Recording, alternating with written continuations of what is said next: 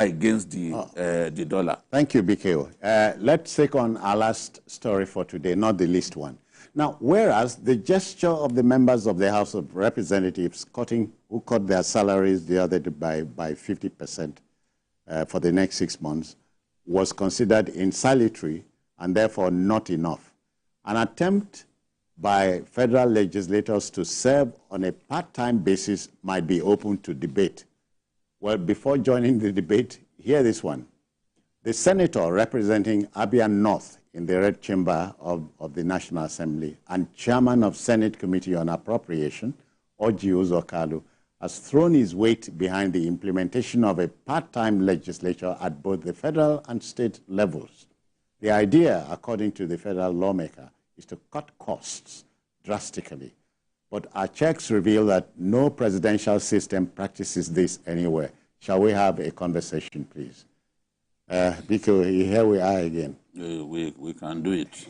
We can do it. Okay. Yes. If we desire to do it. Yes, and we can have our own homegrown presidential system of government. We don't have to copy everything from America. And this one, we copied it from America. Yeah. But you know, we are not rich enough for this brand of presidential system of government. Okay. We are simply, for example, I don't see why we can't have just one legislative house unicameral at the federal level. And it's been suggested that we can actually do with one. Senegal, former president of Senegal fired the Senate. Yeah. People will say, oh, that's a small country and all that. But I don't see why, if the current crop of politicians love this country, I don't see why we can't have just one legislative house. You know? One, but it will represent our people effectively. And just as Senator Kalu said, this can significantly reduce the cost of governance. Government expenditure will go down drastically. That is one thing that excites people, to hear that you are cutting costs. House of Reps, they forfeited 50% of their salary. Although people will say it's 50% of all their allowances, because the devil is in the allowances. People will say it's the 50% of the allowances that they should forfeit. But they started somewhere. They are senior brothers in the Senate. Let us even see what Akpabio and his people are ready to do. Yes. Because Akpabio has always shown himself to be a generous man. He should be generous. And he should mobilize his people to be generous by doing what the House of Reps have done in the first instance, and then move on to see how they can further cut the cost of governance. Because the cost of running those two houses is massive. It is. So we are not saying that that's the only thing that needs to be done. Even the executive has to also deliberately cut cost of governance. Many people share its weight. Yes, many people today who are angry with the people in government, what they are saying is that, yes, we are going through pains, these are difficult times, but they've not seen a demonstration of the desire to cut cost of governance from our leaders, from the people in the National Assembly especially, and the governors at the state level.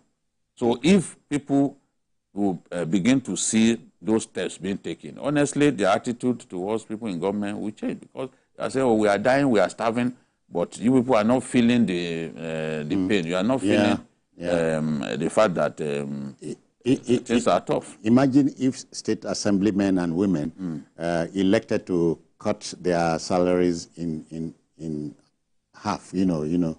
It's not the salary. The salary is not the issue. It is the allowance. It is the allowances. The salary you see, everyone is privileged to know the salary of a senator, because it is public knowledge. Okay. With at the level of the what is it called, Federation Revenue Mobilization and Fiscal Commission. Yeah. People, you can know how much your president earns. There are people today who earn higher than the president in some of those government agencies. Yeah. government ministries, especially in the oil sector. In the oil sector, no, they are not the only. Even DMO, they earn also big wages. So, but we can do something. Those allowances can go down. The number of aids that they carry around can go down. Okay, it can. Yes. The aids, you can shed weight. MJ, so are you seeing what Senator Orji is saying? Honestly, I give kudos to Senator Orji, who's Kalu, and I will implore him to take it a step further by coming up with a bill.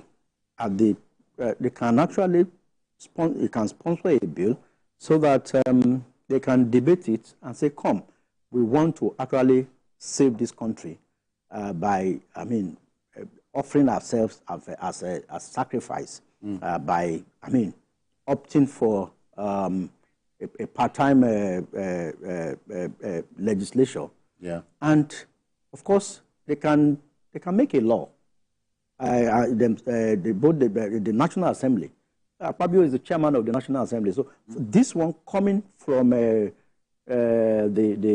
upper chamber could be replicated at the lower chamber, and also the states of the federation too will take a cue.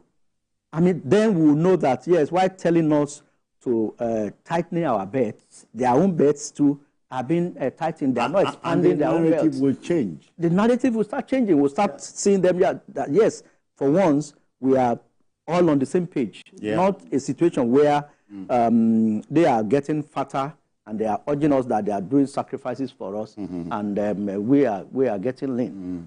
It's not easy anywhere. But coming from Senator Orji Kalu, it's a very good development, and I want to see his other colleagues in the National Assembly supporting that cause, so that it will even reduce the penchant for from making politics a do or die affair. Oh, yeah. Especially those who are gunning for positions in the National Assembly. More so at a time like this. At a time like this, yeah. You know, one of the things that pain me the most about this National Assembly, they used to have their quotas. Yeah. Then we came up with a monetization policy. They have sold everything. And sold. So they are supposed to, now when any senator, a new senator comes on stream, you give him money for accommodation, give him money for furniture. But if they had not sold the place and they were simply going into Apple legislative quota built for them. Built for them. Yeah. Purpose built for the lawmakers. For National Assembly members. In those days, we used to go there to see them. We go and see Senator Afikui in his house in those days. And they all had their houses. So, but today, you must give any new senator coming and you give him the money that he will use to go and rent a house. And furniture. Furniture. All right. Whereas it was not like that before. BKO, we must go, but let's thank you for your time, BKO. Thank you for your time. Thank you. We thank Majid Jamiu for his time too. Thank you. Thank you very much. Yeah. Okay, that will just about do it for the show for today. If you missed any part of it, not to worry. Later tonight at 11 o'clock, a repeat broadcast will take your airtime. So you tag in. On Sunday, we expand the fare for you. We always remind you of this, from between 1:30 and 3:30 p.m.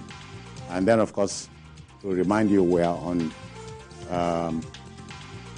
YouTube at youtube.com/TVC News Nigeria. I am Citizen Jones Hussein on behalf of the Backroom Boys saying thank you for